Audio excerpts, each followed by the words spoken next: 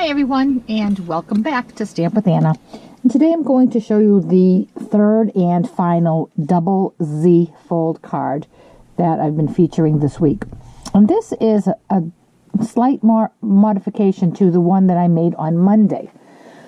On Monday I made this one as a happy birthday, and you'll see I have the second fold. This large piece here is white, and then I have a layer of green, old olive, and then another layer of white so that I could fit my happy birthday centered into it nice.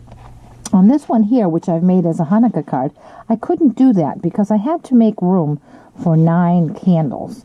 These are the only candle stamp I had, so I needed to kind of find a different way that to make them fit.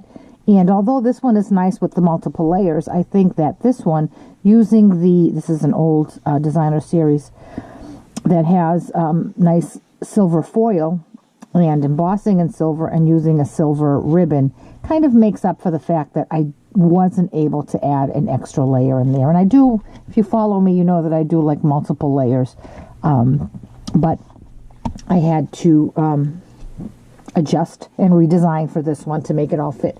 So again, what we need is our base piece of cardstock, which is thick whisper white. This is 4 1/4 by 11. Then we need our second Z fold, which is 3 3/4 by 9 1/4, and this is regular whisper white. Then we need a piece of designer series paper, and this comes from the very retired Winter Frost specialty collection. You could use absolutely anything. My understanding, and kudos to Stacy, who always keeps me in line when I'm designing my Hanukkah cards. She makes sure that I'm doing it right, not going to offend anyone with my design. She told me just stick with the blues, the blue theme. So I found this, and I thought that it was perfect because it does have Marina Mist, Pool Party, and Soft Sky in it. So that is cut at 4 by 5 and 4 by 5 1/4. Then this little piece of mat there is Pool Party, and that is cut at 2 1/2 by 4. And that's all the paper we need. So we do need to do some scoring with that. So I'm going to bring in my score tool. And as with the other cards, the scores are all the same. The large piece, which is our card base, the thick whisper white, we're going to score at 2 3/4 and 5 1/2. And again, I'm using the Stampin' Up scoreboard, paper trimmer, and it has 2 blades here. This is a cutting blade, and this is a scoring blade, and it works beautifully. So you only have to store one tool, and it also has a little compartment in the back here where I can store my extra blades and my instructions. So that is one of my favorite tools. But anyway, back to the project. Now I have my second Z, which is cut at 9 1/4 by 3 3/4, and this is regular whisper white. And I'm going to score that the same measurements, 2 3/4 and 5 1/2. And that's all the scoring we need to do. So first we're going to make our first Z. Since this is a double Z card, we need 2 Z's. So I'm going to fold this large one in half. It's my bone folder. And then I'm going to bring this flat back. And if you look down at this, it makes a Z. So there's the first Z. Then I'm going to take my second one, and I'm going to bring the large flap over and the smaller flap back. And this makes my second Z, hence double Z fold. All right, and although I don't have my papers together, this is the basis of the fold. And I'm going to take my designer series paper and with some snail. I'm going to mount that to the inside of my base. Okay. And I'm going to take my small piece of Pool Party, which is cut at 2.5 by 4, and I'm going to attach that to the first flat. Now, because I had to make some modifications, excuse me one second, let me go back to this. When I'm putting this down, I want to fold this because I want to make sure that top line of my cardstock lines up with the top of my designer series paper. It just gives it a more finished look. But anyway, I was saying, because I had to modify my design in getting rid of that extra layer there, I also had to modify how I put this together. And this one here, I did my stamping and then I put it together, did all this part, and then did more stamping. This one here, because I'm stamping right on my second Z, I have to do all of my stamping before I can put this together. So what I'm going to do is I'm going to stretch this out. And the first thing I'm going to stamp is my Happy Hanukkah. And that's going right down here. I'm going to put that on the bottom. And the reason I'm doing that first is so that I know for sure I have enough room on the top to fit my candles. If I were to do my candles and then just had a little bit of room here, I might not be able to fit that. And that wouldn't be a good thing. So I'm getting my Happy Hanukkah. This is the stamp here. And this is very old. This is called Jewish Greetings. And I think it's a great set. I had to get mine on eBay because it's been so retired. And Stampin' Up! Really hasn't come up with another stamp set like this. I really wish they would, because the people that I send Hanukkah cards and Rosh Hashanah cards to, they're always getting the same stamp on the inside. And I would like to shake it up a little bit. So I think Stampin' Up! Should come up with a new set of Jewish greetings. But anyway, so that's this one here. So what I'm going to do with my Versamark, I'm going to stamp my Happy Hanukkah right down towards the bottom in the middle of this panel on the bottom. Okay. And now I'm going to heat emboss that using my silver embossing powder. Just grab a piece of scrap paper here.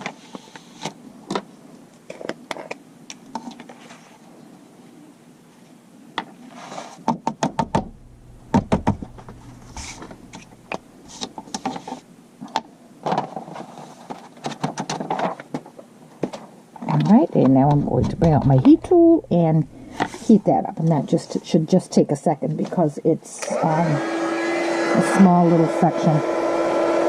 And again, I just love the metallic embossing powders, the gold, the bronze. I think it's called copper, actually. I keep calling it bronze. The gold, the silver, and the copper. It just has such a nice look. Okay, this should get started really soon.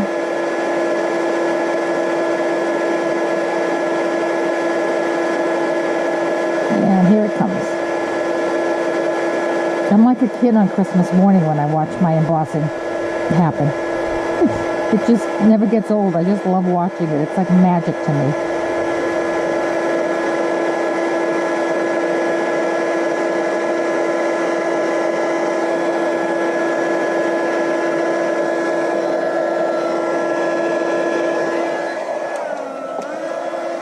And there we go. So now that's all done.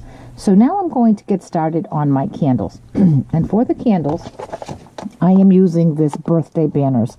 I'm using the candle and the flame. And I checked with Stacy to see if that, what looks like a typical birthday candle, was appropriate. And because I thought it needed to be a solid. And she said, nope, that would be fine. So on Stacy's word, I'm going for it. So now, again, because I had to make sure that everything was going to fit, I wanted to have my first tall candle centered. So this is 3 3/4 wide. So half of that, I took out my, see, it's 3 3/4 wide. I took out my trusty Tim Holtz ruler, which helps me center something perfectly. So I know I play around with the 0, and when I have equal distance on either side, I know I'm centered. So here we are. Here's my 0 right here in the middle, and I have 1 7/8 on this side and 1 7/8 on this side. So I know that 0 is dead center. So with my pencil, I'm going to come in and make a little tick mark right there. Now I'm going to start my stamping based on that tick mark as my sample, as my guide, excuse me. So I'm going to use some crushed curry, and I'm going to come in and I'm going to line the tip of my candle, my flame, up with that little tick mark. So I know that it is in the center. So there's my candle right in the center. Now I'm going to make my other candles, and I'm going to use Marina Mist for that. I'm just making one flame for now. Now I want to get my candles. So I have my Marina Mist, and I'm going to give this first candle a body. And now I'm going to make 4 on either side, and I do have to keep them close together. But I'm going to drop this one down a little because the first one, the middle one, has to be a little taller. So I'm going to, because I can see right through my my block, I can see exactly where my candle is going. So I'm going to go as close to the first candle as I can. There's 1. There's 2. There's 3. And there's 4. And now I'm going to do the same on the other side. There's 1. There's 2.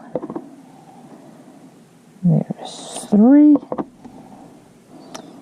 And there's 4. So now I have this little candle that's up too high. So what I'm going to do there is I'm going to grab a piece of scrap paper, and I'm going to hide or cover up the rest of the bottom half of my card here so that I don't get ink on it. And I'm going to just line this up and extend that candle. Now I know you can see that line right in the middle, but have no fear. We're going to fix that. So now I'm going to come back in with my crushed curry, and I'm going to give all of my candles flames.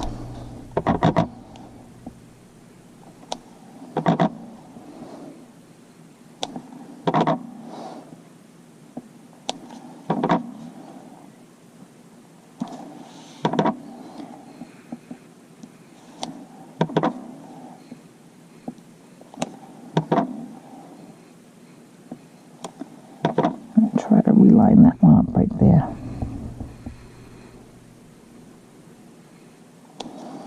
Okay. Now all my candles are done. Okay, so now that all my candles are done, I have to assemble my card, and this is just the easiest part. Well, first I'm going to erase that little tick mark up there.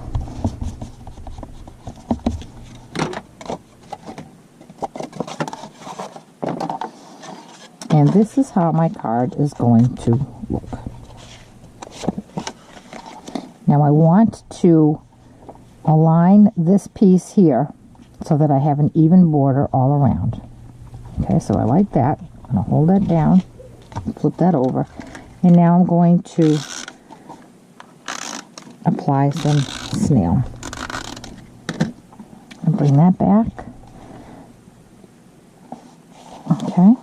Now I'm going to flip this whole thing over, and I'm going to put snail on this back piece here.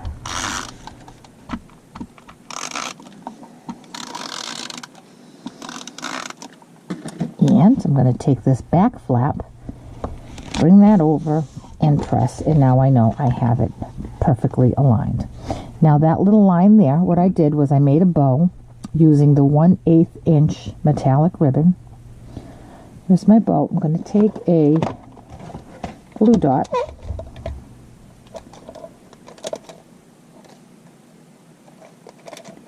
And I am going to position this bow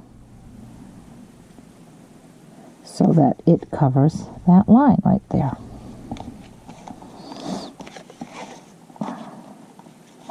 And now I'm going to come in with my ribbon shears, trim my tails.